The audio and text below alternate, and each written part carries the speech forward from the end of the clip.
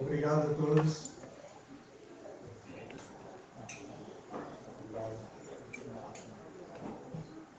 Como o Mahaprabhu Kripa falou, eu estou vindo de uma viagem que já começamos há mais de um mês, do Nordeste, mas de Campina Grande, já bem na Paraíba, a parte mais superior do Nordeste. Já visitamos muitos templos, muitos devotos que residem em pequenas cidades nesse caminho. Hoje estou chegando de Campos, diretamente para aqui. Muito bom estar aqui com vocês. Hoje é um dia sumamente importante, que é o dia de Guru Purnima, o aparecimento do Senhor Chaitanya, que ocorreu há 537 anos atrás, na Bengala, na Índia. E vamos cantar um pouquinho de nada, muito pouco, antes de começarmos.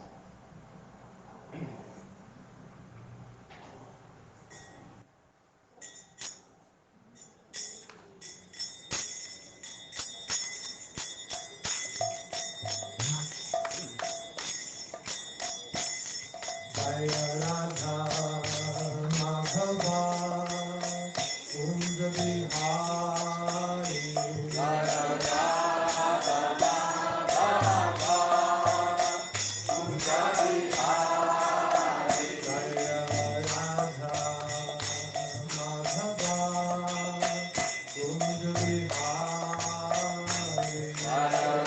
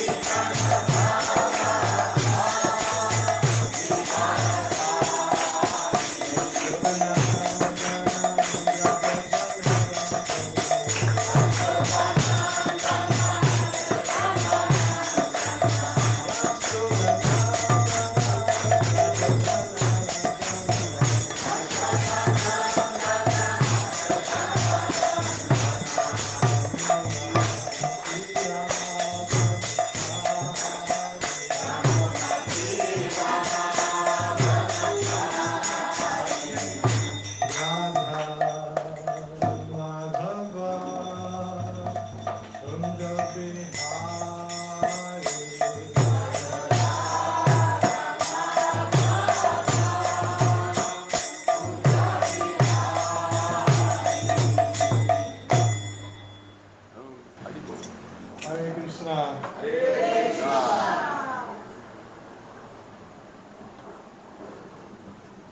Terça-feira, imagine. Todos vocês devem ter feito algum tipo de austeridade para estarem aqui hoje, né? Deixaram alguns compromissos, deram prioridade para vir até aqui. Muito obrigado por isso. Nós representamos nosso mestre espiritual, Srila Prabhupada, e sabemos do prazer que ele sempre teve em ver a casa cheia como hoje. Muitos devotos antigos, devotos experientes, devotas antigas experientes, amigos, parentes, pessoas novas chegando. Nosso mestre espiritual, Prabhupada, queria exatamente isso, porque isso é parte do movimento de Sankirtan, que é um movimento idealizado por Sri Krishna Chaitanya. Krishna Chaitanya é o aniversariante de hoje. Hoje é lua cheia, no calendário lunar é chamado de Purnima.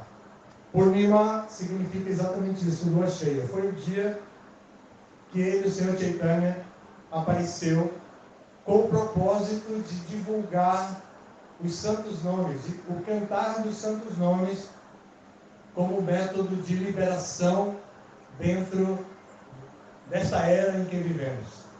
A era em que vivemos é chamada de Kali. Kali Yuga. Yuga significa era. O Kali Yuga, a era do ferro, também a era das desavenças. E as pessoas da era de Kali, como nós, não temos muita inclinação para a vida espiritual, para a busca filosófica a respeito da verdade absoluta. Gostamos de coisas muito práticas. O pragmatismo é clássico na era que vivemos. Mas o Senhor Chaitanya trouxe então um método muito prático para essa era.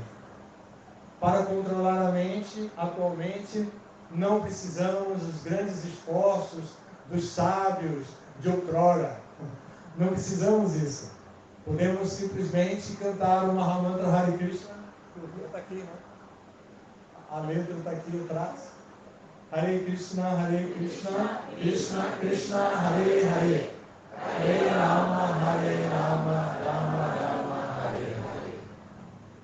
O cantar desses nomes, as três palavras, Hare Krishna e Rama, são todos nomes de Krishna e conduzem a uma meditação, a uma reflexão, mesmo que não seja provocada ou racionalizada. Essa vibração do cantar dos santos nomes vai ajudar a drenar do nosso coração toda a poeira acumulada durante anos. Isso foi apresentado na peça, aqui agora.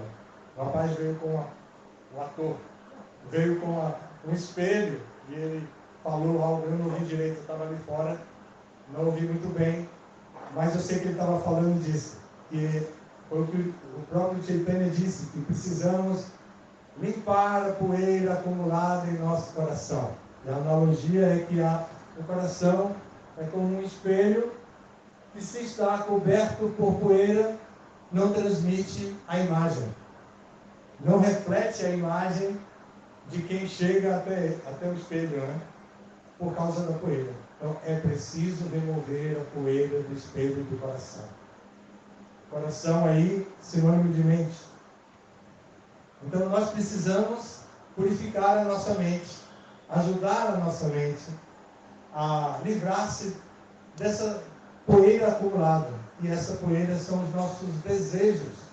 Os desejos e mais desejos para satisfazer os nossos interesses pessoais, os nossos interesses egoístas. Para ser um pouco mais brando, os nossos interesses egocêntricos, que centralizados em nós, onde procuramos sempre pela felicidade, buscamos pela felicidade, pela satisfação em todas as áreas de conhecimento que lidamos, a área profissional, também nas relações familiares, nas relações com amigos, enfim, com sociedade, amor, afeto e amizade. Queremos sucesso, né, em todas essas áreas e queremos essa felicidade a todo custo. Pagamos qualquer preço por essa tal de felicidade. Recentemente, há algum tempo, né, na época da Copa do Mundo, alguns jogadores que estavam comendo de maneira muito sofisticada e bebendo também bebidas caríssimas. E isso foi comentado. Naturalmente que eles têm o direito de gastar o dinheiro deles como eles quiserem. Mas quem observa a situação do mundo de um modo geral, a desigualdade e tudo mais, observa algumas atitudes e classifica essas atitudes de certas pessoas como exagero. Mas o mais importante é que o coração esteja livre dos desejos egocêntricos, em que pensamos que somos aqueles que devem estar sempre satisfeitos. E nós próprios lutamos por essa satisfação e convocamos outras pessoas para também trazer satisfação para nós. Até, às vezes, na relação conjugal, nós esperamos que o outro ou a outra nos satisfaça. Nós esperamos que nosso companheiro nos satisfaça. Nós não pensamos exatamente que queremos dar prazer naquela pessoa.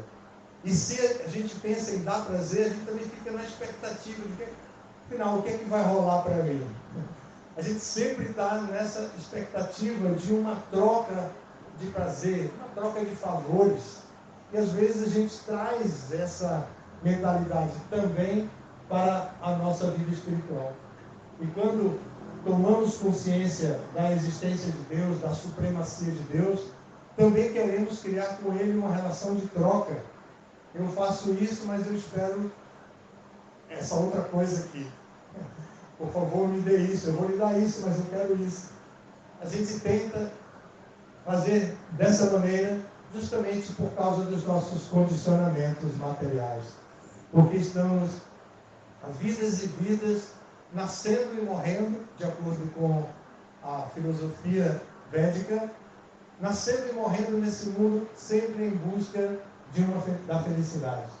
Então, Chaitanya Mahaprabhu veio há cerca de 500 anos, mas para nos dar uma outra noção a respeito de felicidade. A felicidade de servir. A felicidade de servir amorosamente a pessoa suprema. Então, ele deu esse Mahamantra, o Mahamantra Hare Krishna, como método de purificarmos nossos corações e então praticarmos a consciência de Krishna de uma maneira leve, servindo com o espírito da Sanudasa, ou seja, o espírito de servo do servo.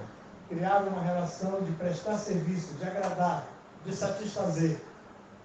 Então, essa é a missão do Senhor Chaitanya. Ele expressa essa missão em um dos versos do Sikshastaka, que também foi o tema da peça de hoje, do Sikshastaka, quando ele diz: Param Vijayate Shri Krishna Sankirtana.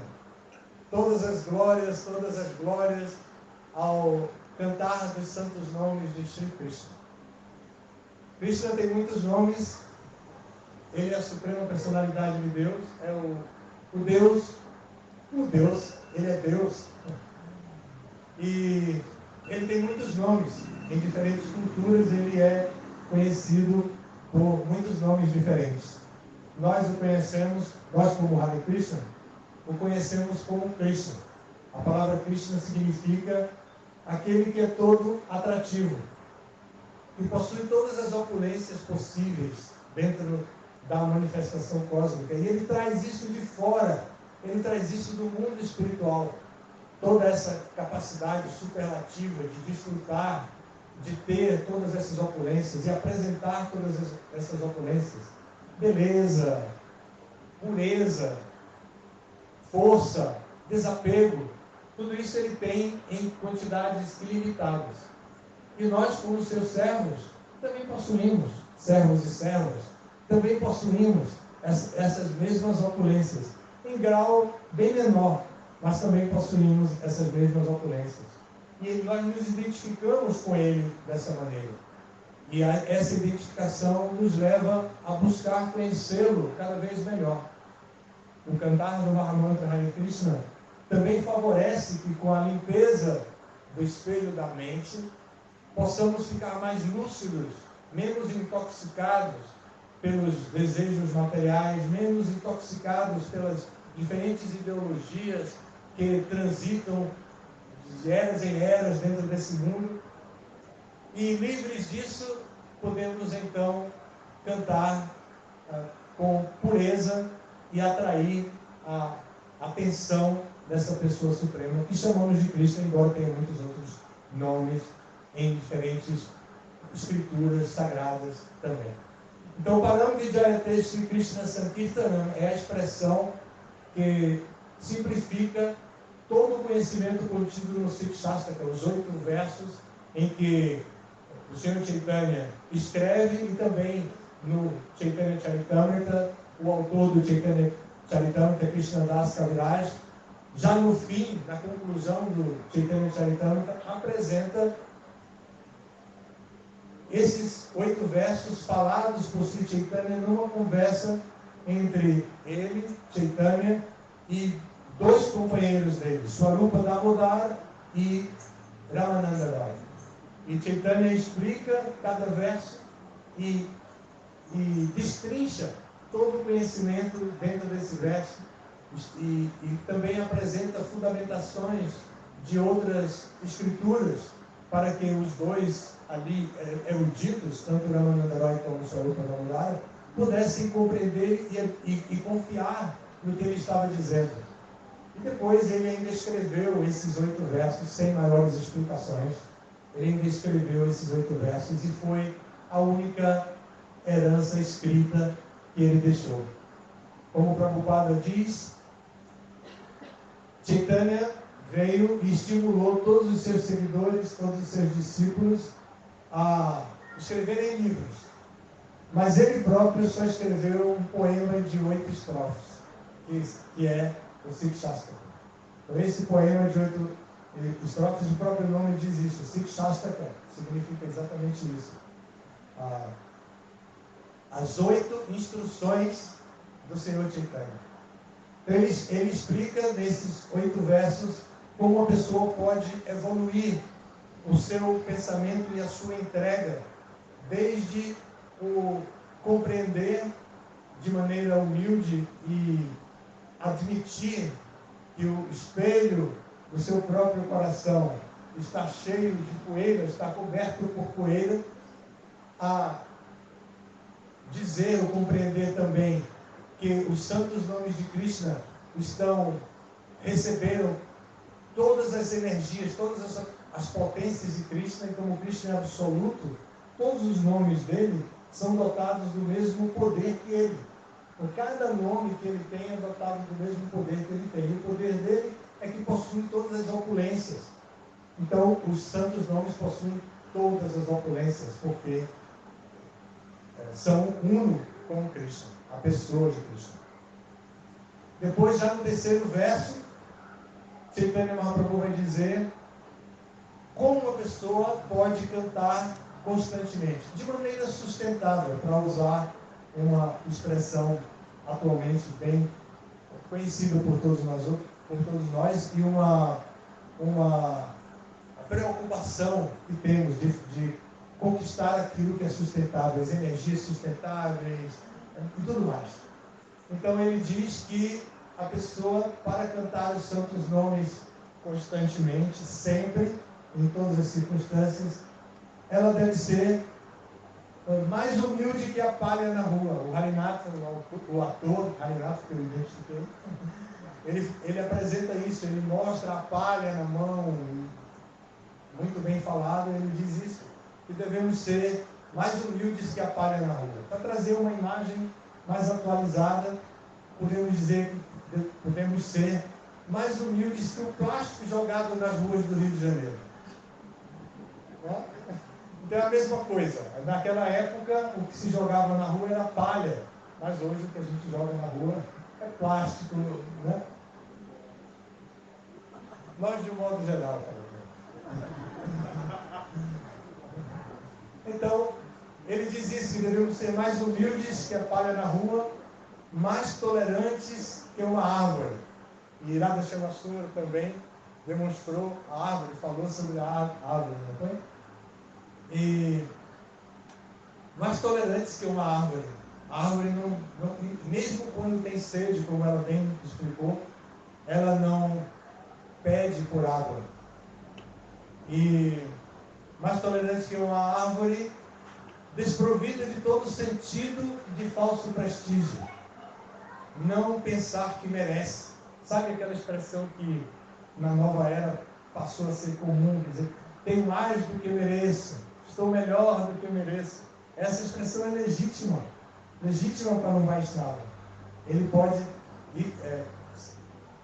com esse mesmo espírito, compreender e livrar-se de todo sentido de falso prestígio. E também tem uma atitude proativa nesse terceiro verso, que é estar sempre pronto para oferecer respeito aos outros. Isso é muito legal, de todos é o mais desafiador.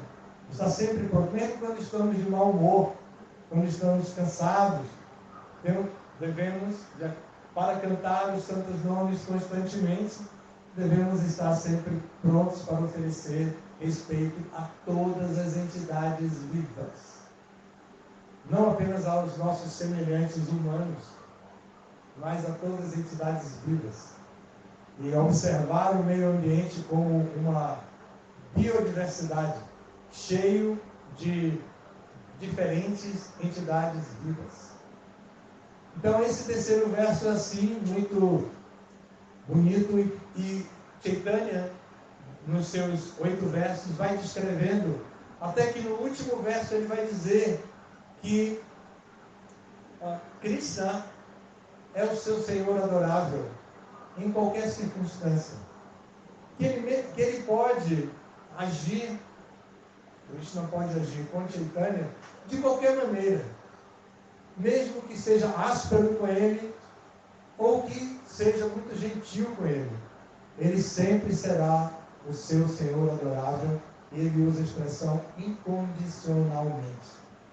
Então, sem nenhuma outra condição, o Senhor Chaitanya, assim, imbuído no sentimento de Srimati Radharani, que é a eterna companheira de Krishna, se dirige a Krishna com esta emoção e revelando para todos quem é o seu Senhor adorável incondicionalmente. Então ele veio nos dar isso, esse presente. Ele veio nos dar o Mahamantra Hare Krishna para cantarmos em qualquer situação que quisermos cantar. Não há regras rígidas e estritas para se cantar, como há regras rígidas e estritas em outros processos de religião. Neste processo de cantar o Mahamantra Hare Krishna não há regras rígidas e estritas. Tem uma figura do passatempo do Sr. Chaitanya que é muito interessante. Eu venho da Bahia e os baianos são muito descontraídos, né? Como os cariocas também são, os baianos têm um outro estilo de descontração, talvez pelo axé, mas eles são especialmente descontraídos. Então eu gosto muito desse exemplo quando o Sr. Chaitanya tornou o cantar do Mahamantra público, ia para as ruas cantar, os meninos logo viram, né? Eles são exóticos, diferentes, eles cantam sempre a mesma coisa. Hare Krishna, Hare Krishna, Krishna Krishna, Hare Hare, Hare Rama, Hare Rama, Rama Rama, Hare. Vamos atrás deles cantando. Aí os meninos vinham atrás dele cantando, e quando ele viu os meninos, ele mandava os meninos calarem a boca. Os meninos cantavam mais forte ainda, né? Criança curtindo a experiência na rua, assim, né? E aí Chaitanya Mahaprabhu tampava os ouvidos. E eles, Hare Krishna, Hare, cantavam mais forte. Na verdade, era isso que ele queria. Eu sempre falo isso, porque para mim, eu acho isso adorável. E então o Sr. Chaitanya veio para dar o Mahamantra Hare Krishna em qualquer situação, para qualquer tipo de gente.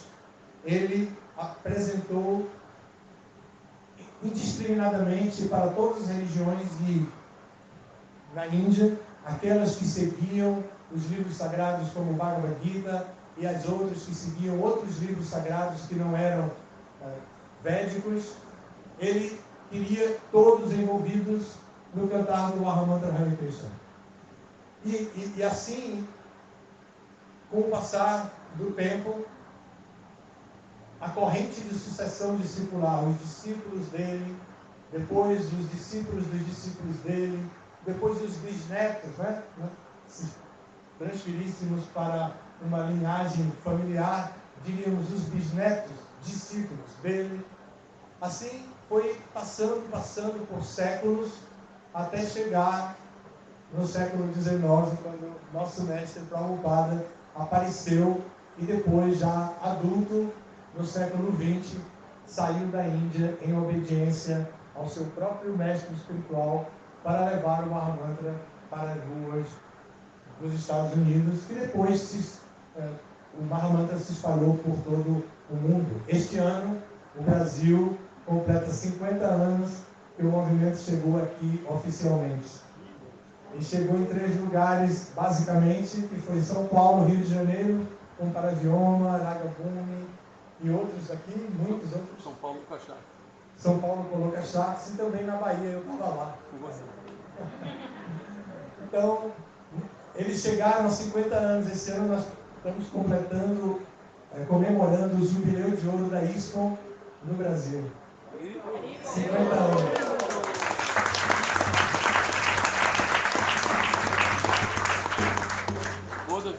E saíamos assim, cantando pelas ruas e também nos lugares privativos, entrávamos, e a depender da nossa inserção social, nós levávamos para todas as áreas, para todos os lugares da sociedade, o Mahamantra Hare Krishna. Aquele era os anos 70, né, especificamente 73, era um ano de ditadura militar, então tinham certas restrições, a universidade estava bem acabada, não tem uma palavra específica que me fugiu agora, mas estava assim,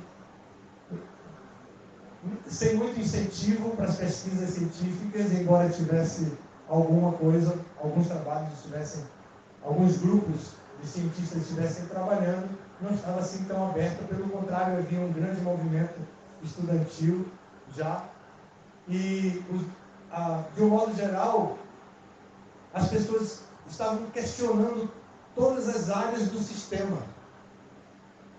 E assim, essa revolta e esse questionamento por tudo que estava naquele momento vigente na juventude, muitos estavam rejeitando completamente o sistema.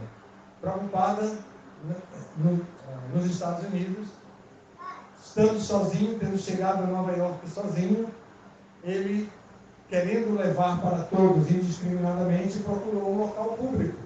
Ele foi para um parque e começou a cantar. E ali ele cantou o Mahamantra Hare Krishna, e algumas pessoas que estavam ali, reunidas até com esses propósitos de questionamento à sociedade, aquelas pessoas se aproximaram. E alguns começaram a ajudar Prabhupada. E o movimento começou assim. Hoje, se vocês forem lá em Nova York, em turismo, no Central Park, vocês vão ver, tem uma árvore com uma plaquinha indicativa. Aqui começou o movimento Hare Krishna com a Sri Bhaktivedanta Swami Prabhupada. Então, e tem a foto também, né? Tem a foto. Não existe uma foto dele cantando lá. Também existe uma foto dele cantando lá. Pois é. Então, assim, de lá para cá, depois dessa época, isso foi nos anos 65, mais ou menos, em 73, discípulos dele já vieram para o Brasil, e foi assim que tudo começou por aqui. Cantando e distribuindo livros, e distribuindo prasada, e entrando em todos os ambientes que eram possíveis, e assim os devotos começaram enfrentando muitíssimos desafios, vencemos inúmeros desafios, fomos vencidos em alguns também, e estamos agora já, 50 anos depois, estamos aqui com vocês comemorando um Guru Purnima. Presidente. O primeiro Guru Purnima que eu participei foi em 74, num passeio que fizemos na ilha de Itaparica, num lugarejo da ilha chamado Mar Grande, que eu mesmo escolhi, porque eu conhecia da minha juventude lá. Bom, eu era jovem também naquela época, mas da minha adolescência. Então fizemos um grande festival lá, e como eu era do diretório acadêmico da minha faculdade, eu imprimi no mimeógrafo. Muitos de vocês não sabem o que é mimeógrafo, mas alguns podem saber, é uma coisa muito antiga. Álcool. E a gente imprimi aquilo tudo, depois distribuímos, fizemos uma boa propaganda e fomos para lá, para esse lugar em Mar Grande, no adro de uma igreja assim, bem grande, e fizemos um grande festival. No convite tinha escrito assim: tragam uma flor ou uma fruta. E nós fizemos uma montanha assim na frente do altar improvisada. Fizemos uma montanha de fruta e de flor, super bonito tudo. Então, aqui no Rio, o primeiro Guru Purnima foi na Quinta da Boa Vista. A gente ficou lá num coreto, pegamos um coreto e também fizemos um grande festival, mas com muita praçada, panelas e panelas, e dezenas de pessoas viram, né, na Quinta da Boa Vista. O primeiro Guru Purnima. 74 também. Pois é. Essa praia que eu falei era um pouco, assim, afastada, né? Não era muito frequentada naquela época. Agora não, agora está bem diferente, 50 anos depois. Mas nós convidamos muitas pessoas. Tinha um casal que nós conhecemos, um inglês casado com uma baiana, ambos hippies, e eu pessoalmente os convidei, eles foram, e de repente, no final do festival, nós decidimos passada, cantamos muito, foi muito legal, saímos fazendo harinama assim, pelas praias vizinhas, e depois, já cansados, no final da tarde, quando observamos, um certo grupo foi para a praia tomar banho, simplesmente como vieram ao mundo. Né? Então, o devoto americano, quando viu, ficou meio abalado. Eu, honestamente, eu não me abalei muito, não. Mas ele, quando viu, ele ficou apavorado e me chamou e disse: vamos, podemos sair agora já. Cadê o carro? Traz o carro. Brisne estava lá também. Os dois foram comemorando, porque Brisne, nessa altura, já estava em Recife. Ah, Olinda. Então ele veio de lá, de Olinda, para Salvador, para comemorar o Guru Purnima, os dois grupos juntos. Então é isso, o festival regional entre Recife e Salvador. Bem, hoje nós estamos comemorando esse festival já em outro estilo, em casa própria, num bairro acessível para todo mundo, com gerações de devotos aqui. Temos devotos de segunda geração, filhos de devotos que são netos de devotos. E assim, nesses 50 anos, milhares de livros, muitos livros publicados, milhões de livros distribuídos e muitos quilos de alimento de praçada também distribuído. E temos pela frente muitos desafios, no momento e no futuro. Temos muitos desafios. Por quê? Porque esta é a característica deste mundo em que estamos. Aqui não é nosso lugar. Nós estamos aqui de passagem. Nós não somos seres humanos. Vocês sabiam disso? Nós estamos humanos. Tem um poeta indiano, Rabindranath Tagore, que diz que nós não somos seres humanos curtindo uma de espiritualidade. Nós somos seres espirituais agora como seres humanos. Então Chaitanya veio para nos alertar sobre tudo isso, dar uma metodologia para praticarmos e podermos sair desse mundo sem saudade. Sair sem saudade nenhuma. Chegar no portal da morte e dizer: tchau, Rio de Janeiro. Nunca mais eu volto. Sem deixar nada. Nem se preocupar com a conta do banco que ficou, nem nada, absolutamente nada. Simplesmente voltar para o mundo espiritual. Chaitanya trouxe essa mensagem para a gente pode praticar de maneira muito simples. Podemos começar simplesmente cantando, e depois alguns traços culturais podem ser pesquisados e podemos ir adaptando, atraindo esses traços culturais. Um deles, dos mais importantes, é buscar amigos que também cantam Hare Krishna. E cantar entre amigos é muito legal. Juntar 2, 3 e fazer... Você concorda comigo? Ele é bajaneiro. Bajaneiro é esse que canta, que gosta de se encontrar. Eu estou viajando, fazendo essa viagem com o Baladeva, que está aqui. Ele é de São Paulo, mas mora comigo em Campina Grande, é secretário do Instituto Jaladuta. O Instituto Jaladuta é uma entidade de educação e liderança. Temos cursos das graduações acadêmicas dadas por Prabhupada, que são 4: Bhakti Shastri, Bhakti Vaibhava, Bhakti Vedanta e Bhakti Sarvabhauma. Nós oferecemos as 2 primeiras por enquanto, e a partir de 2024 provavelmente estaremos oferecendo também Bhakti Vedanta, a terceira, e que corresponde à graduação, mestrado, doutorado e pós-doutorado. Então isso não foi inventado por Prabhupada, é tradução da Gaudiya, e Prabhupada apenas introduziu isso no nosso movimento e enfatizou muito que nós ajudássemos os devotos a estudarem sistematicamente os seus livros para aprenderem com a mesma característica do paradigma científico, de estudar, pesquisando e aprendendo de maneira metodológica, que não fosse uma coisa espontânea apenas ou sentimental, mas que fosse assim sistemática. Então, o Instituto Jaladuta faz isso em Campina Grande, é a sua sede principal, e agora nós 2 estamos indo para a Argentina para inaugurar o campus de Córdoba, na Argentina, que vem com alguns brasileiros também. Lá vai ser dado um idioma espanhol e com curso de espanhol para os brasileiros, concomitante ao curso de Bhakti Shastra.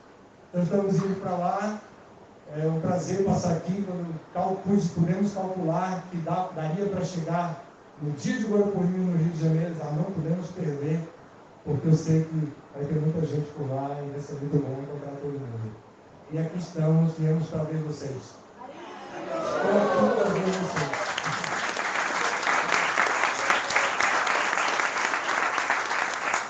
Obrigado. Se vocês tiverem alguma pergunta, algum comentário, está aberto para isso.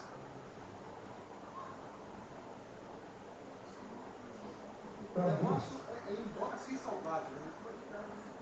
O negócio o quê? Ir embora sem saudade. É, porque no lugar do sentimento saudade já está cheio de amor por Deus. Então não tem lugar para saudade, não tem lugar para nenhum tipo de apego, né? Já está lá o amor vibrante, forte.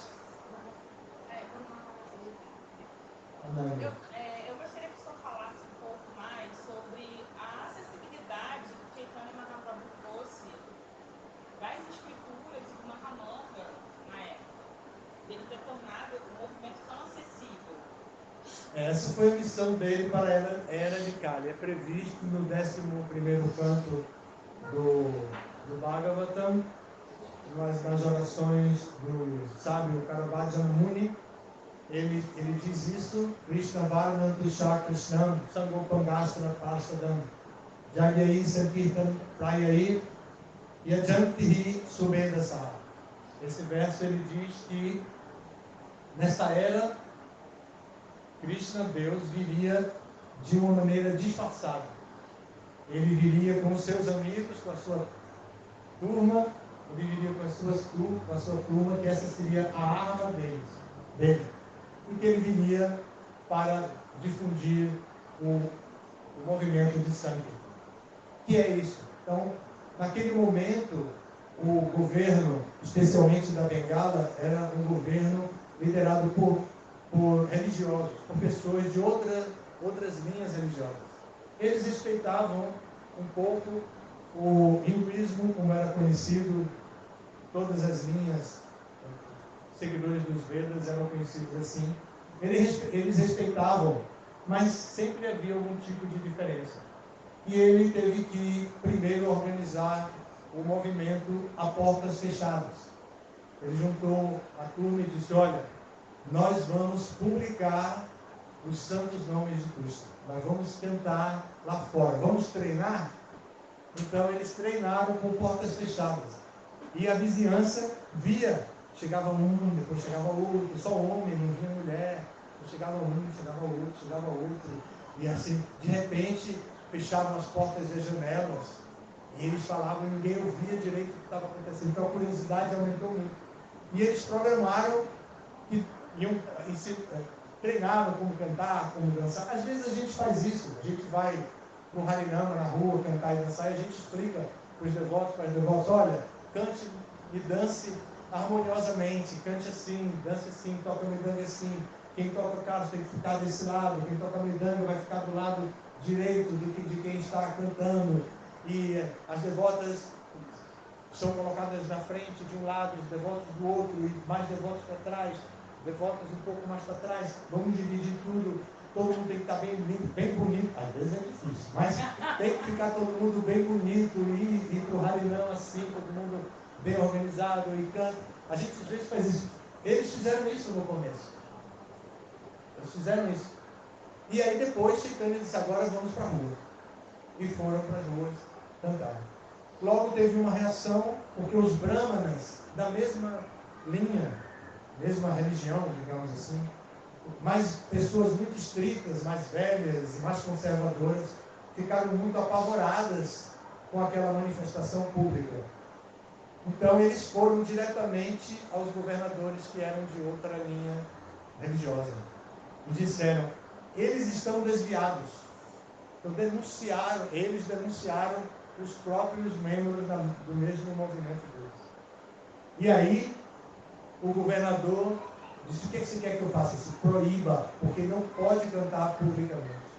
Aí não deu outra, ele baixou lá uma ordem de que estava proibido, não podia mais. Aí Chaitanya disse: ah, é?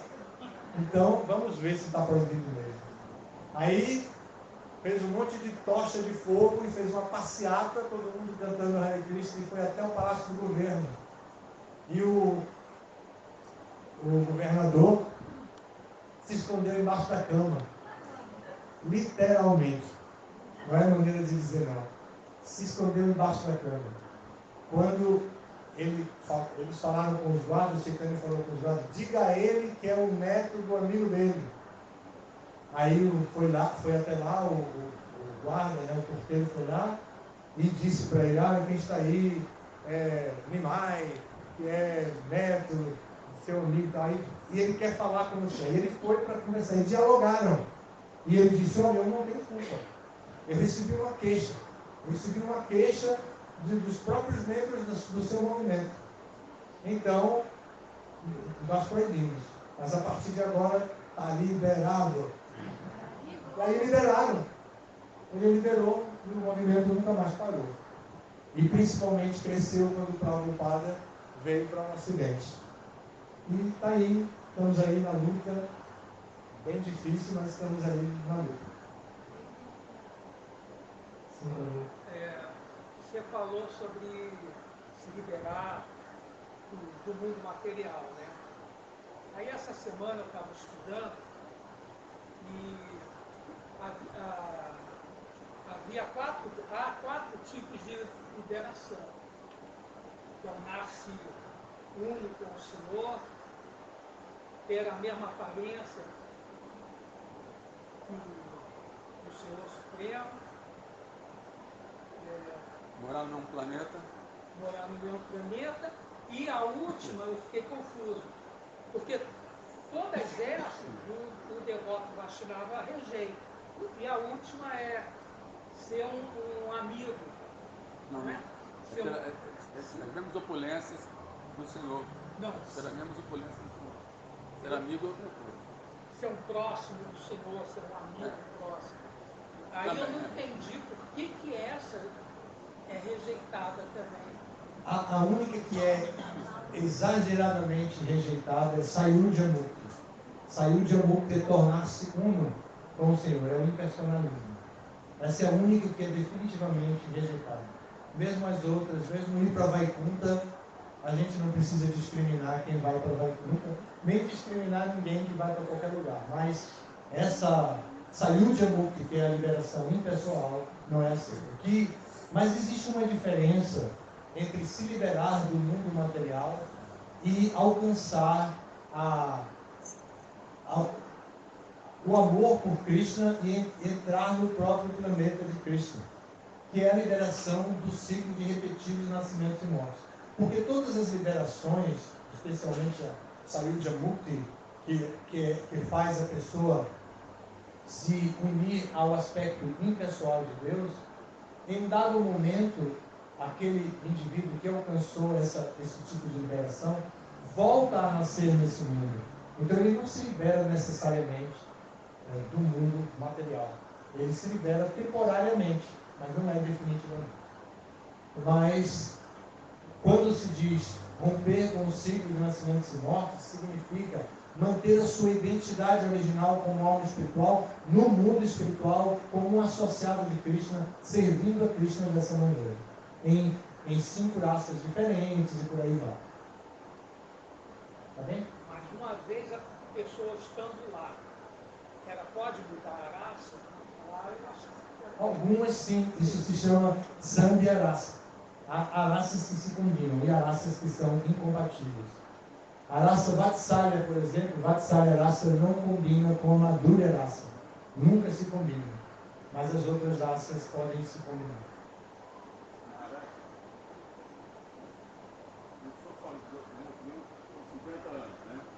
No Brasil. Como é que foi ver a diferença dos anos 70 para agora, com vocês, uma vez que o senhor falou que nós temos um desafio agora, como é que eu vejo que a filosofia tem uma estrutura maior? Agora é muito maior, tem muito mais devotos experientes, que conhecem muito bem a filosofia, devotos e devotos.